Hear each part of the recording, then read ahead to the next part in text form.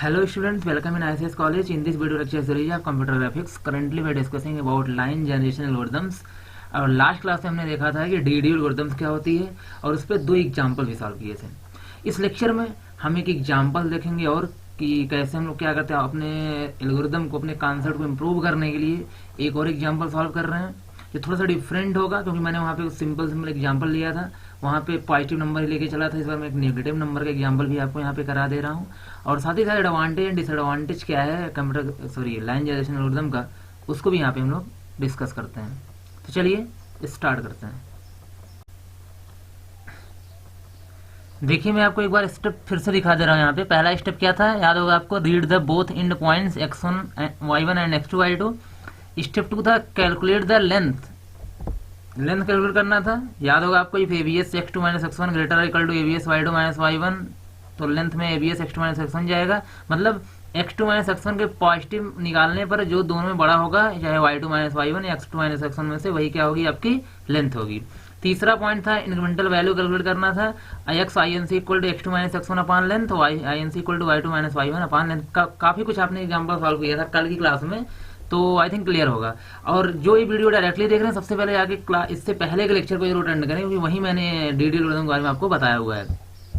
इसके बाद आपका जो स्टेप 4 है, उसमें आपने क्या किया था, इनिशियल पॉइंट को प्लॉट किया था और एक लूप के थ्रू सारे पॉइंट को कैलकुलेट किया था। लूप कहाँ तक चलाना था, 1 से लेकर लेंथ तक, और 4 स्टेप आपको फॉलो करने थे। x1 equal to x1 plus INC, y1 equal to y1 plus INC, उसको प्लॉट करना था, उसको राउंड ऑफ करके INT x1 INT y1 और I को I प्लस 1 करना था। तो ये एल्गोरिथम्स मैंने बताया था कल, आप इसको लिख लीजिएगा और कॉपी में साइड में रख लीजिएगा। उसके बाद अगर ये क्वेश्चन को आप सॉल्व करिएगा, जिससे कोई स्टेप में कोई प्रॉब्लम आती है तो आप उसको क्या करें, वहीं पे रिजॉल्व कर लें। चलिए देखिएगा एक एग्जाम्पल हम यहाँ पे और देखते हैं। आपके सामने दिख रहा है, consider a line from 0 to -55 use DDL algorithm to rasterize a line. कहने का मतलब ये आपको दिया है x1 y1 और x2 y2 दिया गया है, तो वही गिवन पॉइंट्स क्या है, x1 y1 इक्वल टू 0 और x2 y2 क्या दिया गया है आपको, -5 एंड +5 मीन्स 5। पहला स्टेप हो गया, आपने क्या कर लिया, यहाँ पे रीड कर लिया।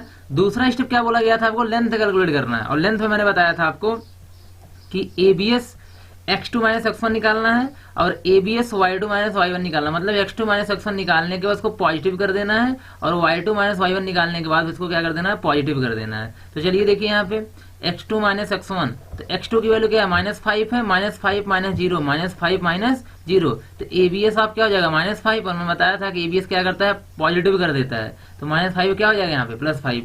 और ऐसे निकालेंगे हम abs y2 minus y1, y2 की वैल्यू यहाँ पे क्या है, 5 है और y1 क्या है, 0 है, तो यहाँ पे आ जाएगा 5 minus 0 abs ऑफ 5 का तो क्या होगा आपका, 5 ही होगा, क्योंकि ऑलरेडी यहाँ पे पॉजिटिव है। इसके बाद दोनों में बड़ा कौन है, दोनों में बड़ा, दोनों बराबर है, इसका मतलब लेंथ क्या हो जाएगा आपका, 5 ही हो जाएगा। क्लियर, लेंथ क्या हो जाएगा आपका, 5 हो जाएगा। चाहे आप इसको रखो चाहे इसको रखो, लेकिन एल्गोरिथम के रिगार्डिंग कौन जाएगा, x2 minus x1। तो लेंथ क्या होगी आपकी, 5 हो गई। दोनों में जो बड़ा होता है वही क्या होती है, लेंथ की वैल्यू होती है। इसके बाद आपको x INC निकालना है और y INC निकालना है। x INC में क्या होता है कि x2 minus x1 को लेंथ से क्या करते हैं, डिवाइड करते हैं। ये आपने एल्गोरिथम में देखा हुआ था। तो यहाँ पे लेकिन ध्यान रखिएगा, abs नहीं होगा, abs नहीं होगा। तो x2 की वैल्यू क्या है, एक बार फिर यहाँ पे देख लो आप, -5 है, x1 क्या है, 0 है, तो कहें -5 minus 0 अपॉन लेंथ की वैल्यू क्या है, 5 है, तो ये हो जाएगा -5 upon 5 that is -1, -5 upon 5 that is -1।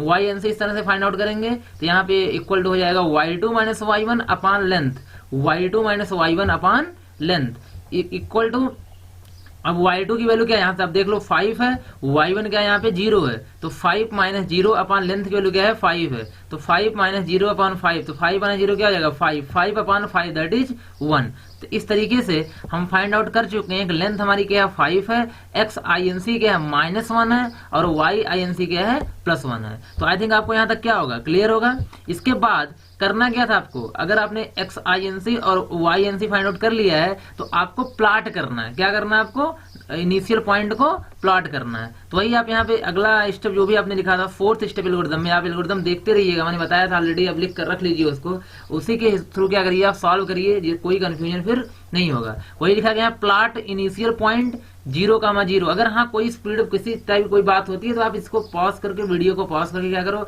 आप समझ लो, कैलकुलेट कर लो, सॉल्व कर लो, फिर आगे बढ़ो। तो क्या स्टेप 4 क्या था, इनिशियल पॉइंट को प्लॉट करना। यहाँ पे इनिशियल पॉइंट क्या है 0 0, x1 y1 क्या है आपका यहाँ पे 0 0, तो आपने क्या किया इसको प्लॉट कर लिया ग्राफ पेपर पे मान लेते हैं। नाउ अब यहाँ पे इसके बाद क्या करना आपको, वही सारी, ये तो स्टार्टिंग पॉइंट था जो आपको दिया गया था। अब इसके बाद के जो आपके क्या है मिडिल के पॉइंट्स है सबको क्या करना है कैलकुलेट करना है। और आपको पता है आप लोग को लूप चलाना था 1 से लेके कहां तक, लेंथ तक। लेंथ यहाँ पे क्या है 5 है, तो आपको 5 बार क्या करना होगा, ये वर्क करना होगा, जो भी इंक्रीमेंटल वैल्यू फाइंड आउट करनी होगी। तो X I N C sorry I equal to 1, I equal to 1, बताइए 1 कंडीशन आप चेक करोगे 1 less or equal 5, 1 less or equal 5, सही है, ट्रू है। तो आपको सभी को पता है ट्रू होने पे 4 स्टेटमेंट हमको फॉलो करने पड़ते हैं।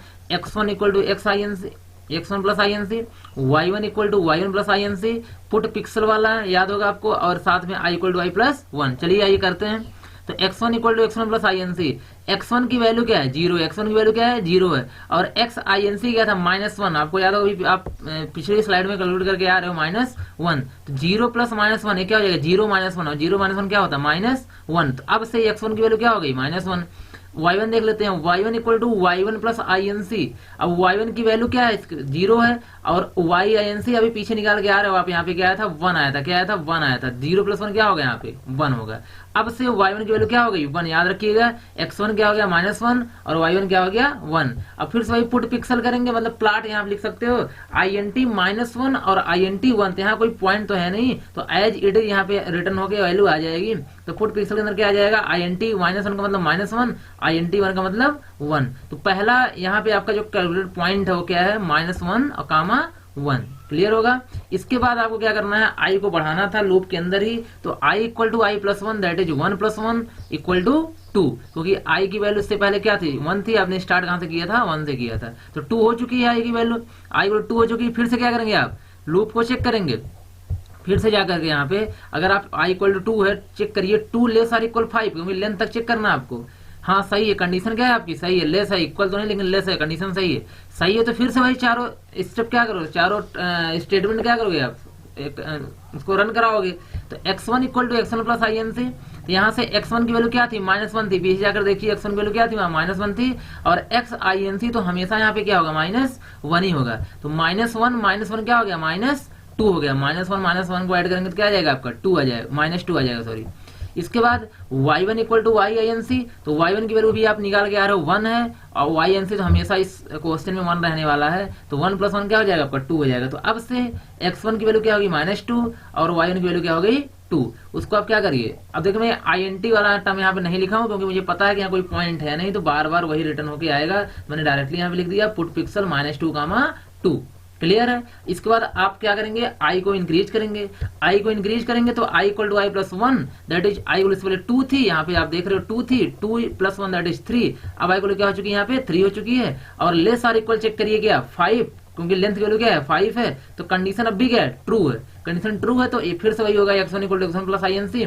x1 की वैल्यू अभी आप देख रहे हो -2 हो चुकी थी, तो -2 प्लस इसका तो -1 ही रहेगा, तो -3 हो गया, क्या हो गया -3 हो गया। ऐसे y1 फाइंड आउट करेंगे तो y1 की वैल्यू यहाँ पे क्या है 2 है, और y1 की वैल्यू 1 है, तो 2 प्लस 1 क्या हो जाएगा 3 हो गया। तो x1 की वैल्यू अब से क्या हो गई है -3, एंड y1 की वैल्यू क्या हो चुकी है यहाँ पे 3।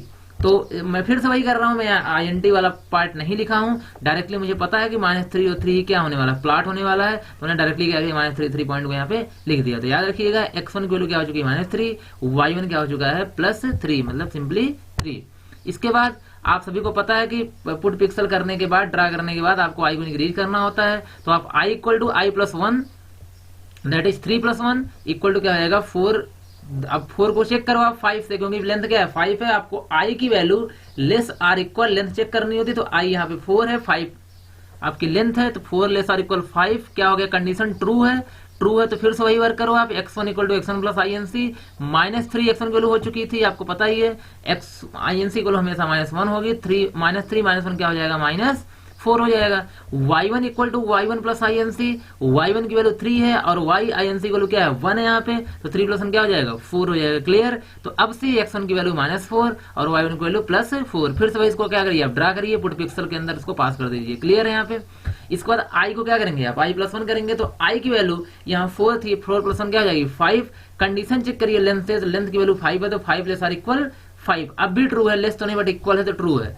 अब यहाँ पे फिर से क्या करेंगे आप, x1 equal to x1 plus I N C, x1 की वैल्यू -4 है और x I N C equal to -1 already आप जानते हैं, तो -5 हो गया ऐड करने के बाद। y1 equal to y1 plus Y N C, तो y1 की वैल्यू आप देख के आ रहे हैं यहाँ 4 है और y एन सी 1 तो है ऑलरेडी, तो यहाँ पे क्या हो जाएगा 5। इस तरीके से x1 की वैल्यू क्या होगी -5 और y1 की वैल्यू क्या हो गई +5। अगर कोई टर्म यहाँ पे आपको कंफ्यूज कर रहा है, आप वीडियो को क्या करिए फिर से स्टार्टिंग से देखिए, सब क्लियर हो जाएगा, क्योंकि मैंने सारे हर एक पॉइंट को एक तरफ से यहाँ पे आपको बताया हुआ है। पुट पिक्सल, फिर से वही -5 क्या करेंगे यहाँ पे पुट कर देंगे, कहने का मतलब हम ड्रा कर देंगे ग्राफ पेपर पे। ध्यान रखिएगा जो पॉइंट मैं पुट पिक्सल में रखता हूँ इसी को आपको ग्राफ पेपर पे क्या करना होता है, ड्रा करना होता है। अब आई को फिर से क्या करो, आप इंक्रीज करो, तो आई को इंक्रीज करेंगे तो i equal to y+1, 5 + 1 that is क्या हो जाएगा 6, और कंडीशन जो होगी 6 लेस और इक्वल 5, 6 ना तो 5 से लेस है ना ही इक्वल, तो कंडीशन क्या होगी पूरी तरह से फॉल्स हो गई। अगर कंडीशन फॉल्स हो गई तो आपको जो पॉइंट दिख रहे हैं क्या दिख थे वहां पे 0 0, -1, -1, -2, -2, -3, -4, -4 और -5, 5, इनको क्या करिए आप वहां पे डिनोट करिए ग्राफ पेपर पे। तो इस तरीके से अगर आप रिप्रेजेंट करते हैं यहाँ पे, तो इस बार क्योंकि आप सभी को पता ही है कि आपका सेकंड क्वाड्रेंट होगा, ये फर्स्ट क्वाड्रेंट होता है, सेकंड होता है, ये थर्ड होता है, ये फोर्थ होता है। अगर आपको पूरी तरह से क्या बनाया जाए, आपके पास क्वाड्रेंट सिस्टम बनाया जाए तो अब इसके बाद देखिए यहाँ पे 0, ये -1, -2, -3, -4, -5 ये सब -x डायरेक्शन हो गया, 1 2 3 4 5 6 7 8 ये सब क्या हो गया y डायरेक्शन हो गया। तो पहला पॉइंट क्या था, मैंने बताया था कि इस तरीके से ड्रा करिए अगर आपको पिक्सल को पूरा डार्क नहीं करना है तो। अब यहाँ पे 0 पे था, आपने क्या किया पॉइंट आउट किया, इसके बाद आपने आप देखिए -1 था, तो x की वैल्यू क्या होगी -1, y क्या हो गया आपका 1, तो यहाँ पे पॉइंट आ जाएगा। फिर आपका हो गया x की वैल्यू -2 है, इसकी वैल्यू क्या है +2 है, तो यहाँ -2 और +2 कहाँ आएगा, यहाँ पे आएगा। इस पॉइंट पे आप क्या करोगे, डार्क करोगे, इसको यहाँ मेंशन करोगे, देखिए -3 और 3 और -4 और 4 यहाँ आएगा, -5 ये -5 है इधर x डायरेक्शन और y डायरेक्शन क्या है +5 है, तो कहीं ना कहीं यहाँ पे आएगा। तो इस तरीके से आपकी लाइन क्या होगी यहाँ पे ड्रा हो गई। तो आई थिंक क्लियर हो चुका होगा कि किस तरीके से हम लोग डीडी एल्गोरिथम को क्या करेंगे, अप्लाई करेंगे। इसके बाद देखिएगा है एडवांटेज ऑफ डीडी एल्गोरिथम। ये तो मैंने पहला पॉइंट देखिए यहाँ पे डेफिनेशन में बताया था कि ये सबसे क्या सिंपलेस्ट एल्गोरिथम होती है। कहने का मतलब अदर जितने भी आप पढ़ोगे भी आगे लाइन को ड्रा करने के लिए जितने भी एल्गोरिथम आप यूज करोगे, सबसे सिंपल यहाँ पे कौन होती है, डीडी एल्गोरिथम होती है। और इसके बाद इसको इम्प्लीमेंट करना बहुत आसान होता है। इम्प्लीमेंट करने का मतलब है प्रोग्राम बनाना, उसको रन कराना। तो किसी भी इन्वायरमेंट में अगर आप इसको क्या करना चाहते हैं, रन कराना चाहते हैं प्रोग्राम बना करके, तो बहुत ही आसान है in comparison to other algorithms. तीसरा पॉइंट यहाँ पे it avoids using the multiplication operation which is costly in terms of time complexity.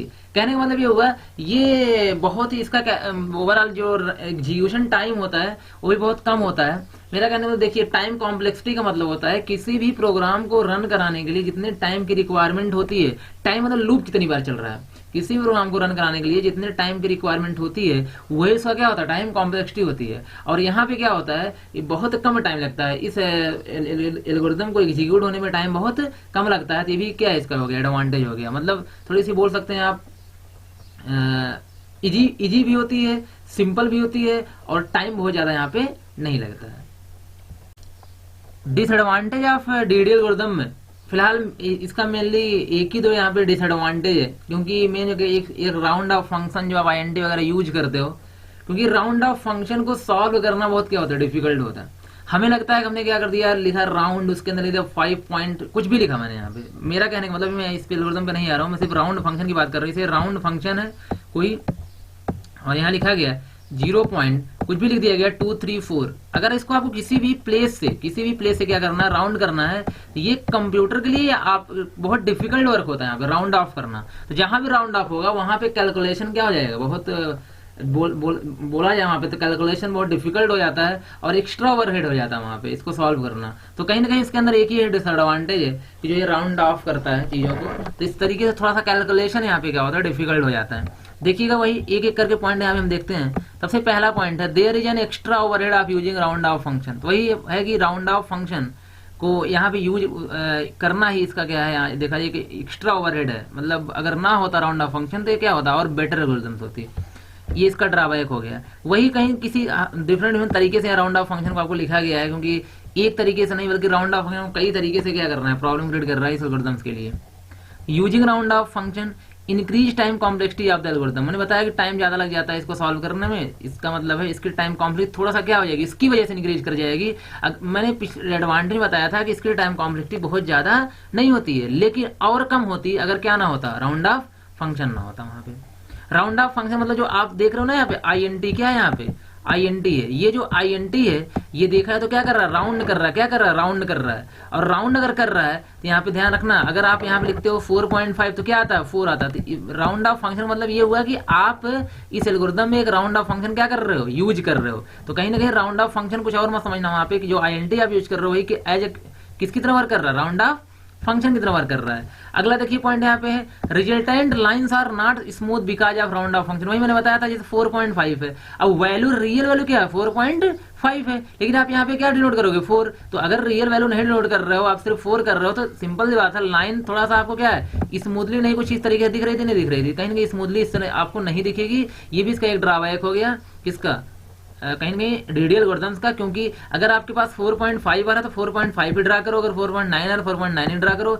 इसके थ्रू क्या होगा, आपकी लाइन एक स्ट्रेट लाइन, एक स्मूथ लाइन की तरह दिखेगी। लेकिन अगर आप क्या करते हो, रियल वैल्यू को ना लेकर के सिर्फ राउंडिंग वैल्यू को लेते हो तो वहां पे लाइन आपकी स्मूथ नहीं दिखेगी। इसका भी एक क्या है ड्रॉबैक ही है। वही बोला गया the point generated by algorithms are not accurate, फिर वही ये बात यहाँ पे, ये जो पॉइंट क्या होता है जनरेट हो रहे हैं एल्गोरिथम के थ्रू वो एक्यूरेट नहीं है। फिर वही बात मैंने बस अलग तरीके से यहाँ पे लिखा गया है, यहाँ पे जैसे 4.5 है तो क्या 4.5 को जो आपका 4 यहाँ से आप ड्रा कर रहे हो क्या एक्यूरेट है, नहीं एक्यूरेट नहीं, एक्यूरेट वैल्यू क्या थी 4.5 थी, लेकिन आप किसको ड्रा कर रहे हो 4 को ड्रा कर रहे हो। तो मेरा कहने का मतलब है जो मैं एग्जाम्पल में कराया हूँ आपको और जो मैंने रेक्टेंगल में रखा है वैल्यू को उसी को ड्रा कर रहे थे आप, लेकिन उसमें आप देखिएगा ध्यान से, तो अगर x1 की वैल्यू मान लेते हैं 4.5 आती थी तो उसको हम लोग सिर्फ क्या लिखते थे 4 लिखते थे, तो एक्चुअल वैल्यू यहाँ पे डिनोट नहीं करते, वैल्यू एक्यूरेट नहीं होती थी। तो क्लियर होगा आई थिंक यहाँ तक कि क्या है ड्रॉबैक, मतलब क्या क्या डिसएडवांटेज आप DDL एल्गोरिथम के हो सकते हैं। तो मेनली फोकस करना किस पे आपको है, राउंड ऑफ फंक्शन पे। तो आई थिंक आपको क्लियर हो चुका होगा कि DDL एल्गोरिथम क्या होता है। आज के लिए इतना रखते हैं, मिलते हैं नेक्स्ट क्लास में। Thank you.